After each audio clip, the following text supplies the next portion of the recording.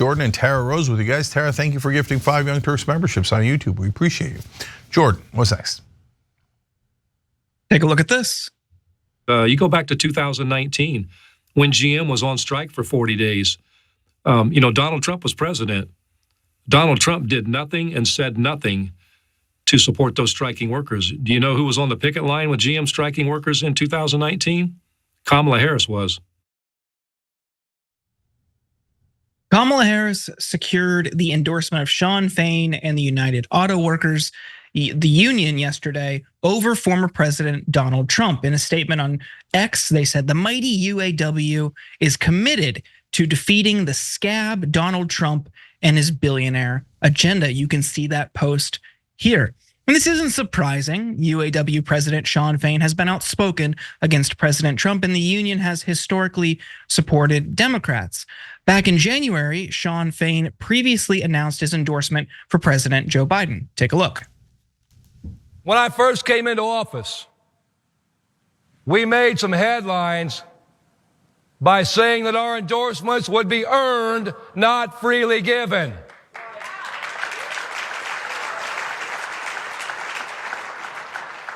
We've said we'd stand with whoever stood with us in our fight.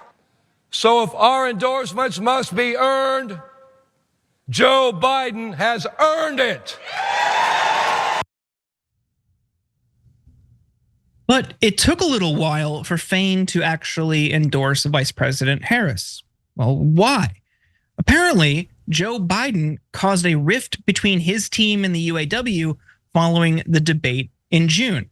According to Politico, after Biden's calamitous debate in June shook the UAW's confidence that he could beat Trump, Fain was promised a phone call from Biden himself. But the president never called Fain, 2 of the people said. Fain was furious at the perceived snub, and subsequent discussions between Biden officials and the UAW only deepened concerns about the state of the campaign, said one of the people, to the point that its leadership privately communicated that Biden needed to quickly lay out a clear path to victory.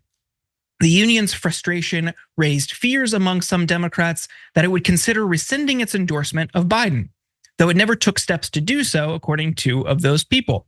And since Biden dropped out of the race, Kamala Harris started conversing with Fain to smooth things over and repair the rift.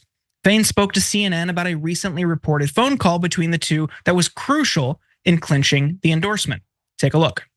Really just, touching base with. I've spoke with Vice President Harris before, and it was just really relaying, just what we'd like to see, and just reiterating things we've talked about in the past, and just concerns of our members and things like that. That we feel obligated to talk about. I mean, anything we do when it comes to endorsements, we're definitely going to do our due diligence, and we're going to listen to our members, and and take their concerns forward, and what they want to see forward, and then make decisions based off that. When there's a change, I mean, you're always going to have those questions. That's why we didn't just endorse right out the gate. We wanted to, have the conversations we felt we needed to have, and relay our concerns about, where working class people are.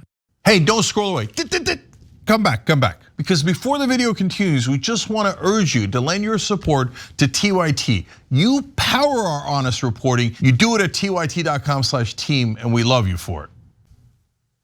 Cenk, what do you make of this? The way, or I guess specifically the way the Biden team handled that relationship with the UAW, because to me it strikes me as them taking that relationship and their endorsement for granted. Yeah. So, look, I think that Shawn Fain has played most of this really, really well, as did Sean O'Brien, who's the head of the Teamsters, who actually spoke at the RNC. And what they do is they use their leverage. So on any given situation, I might disagree around the edges, or I might disagree with one particular thing. So for example, Biden didn't call you after the debate. Well, it depends on what you guys were going to talk about.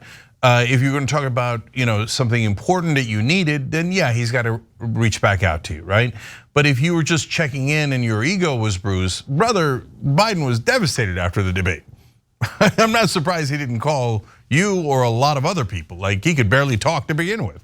So, but I don't know the details of that. Maybe they were going to talk about something important and Biden blew him off. But what I do like, the more important, bigger point here is that finally unions are using their leverage with Democrats, because they never get anything from them. So if you don't use your leverage, you're not going to get anything. So they did use their leverage against Biden throughout his first term, and they got a great National Labor Relations Board. They got Biden showing up to the picket line. Biden didn't want to show up to the picket line. He had no interest in that at all. As always with Democratic leaders, you have to push and push and push to get them to do something Democratic, right? But they did. And so I think Shawn Fain and Sean O'Brien have been amazing. Maybe they should run as independents in 2028.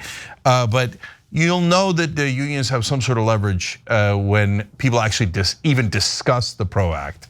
That's the labor bill that every Democrat promises to pass and then never even introduces, because it's a joke. The Democrats are never going to do it. They're just going to serve their corporate donors instead. But I don't know. These two guys are amazing. Maybe they could build up enough leverage where the bill would even get introduced. And Jordan, I'll give you one more thing. Imagine if they introduced the PRO Act right now in the middle of the campaign.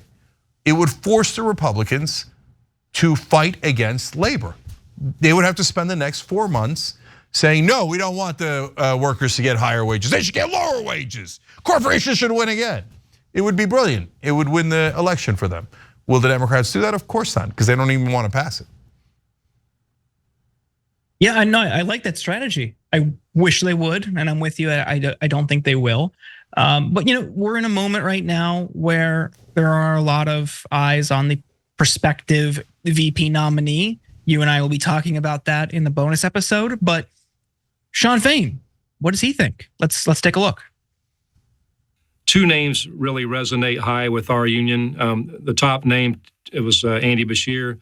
I'm a huge Andy Beshear fan. I believe Andy Beshear, he's been there with us every step of the way. And then also Governor Walz in Minnesota. Those are really our top two people. And both of those men walked the picket line with our workers this past fall. And they've always been there for working class people. So, we'll see what the vice president does. And, like I said, she's got to pick who she's comfortable with. But that's typically where we're leaning. So. Cenk, does this sway you? I mean, you have that op-ed. We're going to be talking about it later. Does this change your opinion at all? So I wrote an op-ed in favor of Governor Josh Shapiro in Pennsylvania. And so hit that join button below, become a member, hear that debate, and find out why I like him. But I also definitely like Governor Tim Walz. So between the folks that he's mentioning, Beshear is more conservative on other issues. It's good to hear that labor likes him on that issue, very important issue, obviously. But everyone agrees on one thing, not Mark Kelly. Okay, and here's a hilarious thing about Mark Kelly. He was not going. He didn't co-sponsor the PRO Act. He said that he wasn't in favor of it until his name popped up on a VP list, and then this week he was like, "Oh yeah, PRO Act. Yeah. Did I forget labor? Yeah. I meant, did I take all these corporate donations and turn against labor? No, I meant, yeah, I'm in favor of labor. I'll sign on to the PRO Act. Yeah, sure, buddy." Yeah, I that was such a funny 180. Oh wait, yeah, I love unions. I forgot about that.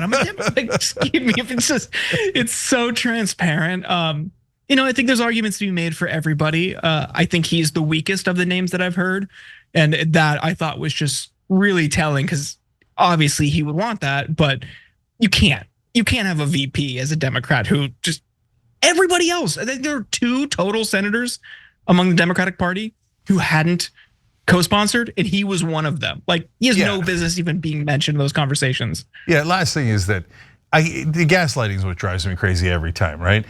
Mark Kelly's a huge corporatist. It will do anything a donor asks him to do. But whenever I say that, like, people are like, "Oh, outrage, what do you mean? He's an astronaut." That doesn't really address my point. Thanks for watching the video, guys. We also love it if you hit the join button below, because that makes you a member, and members allow us to be independent, honest. We can be as progressive as we want, no corporate media influence, and that's all because of you guys. We love doing the show with our members. Hit the join button, become one of the Young Turks.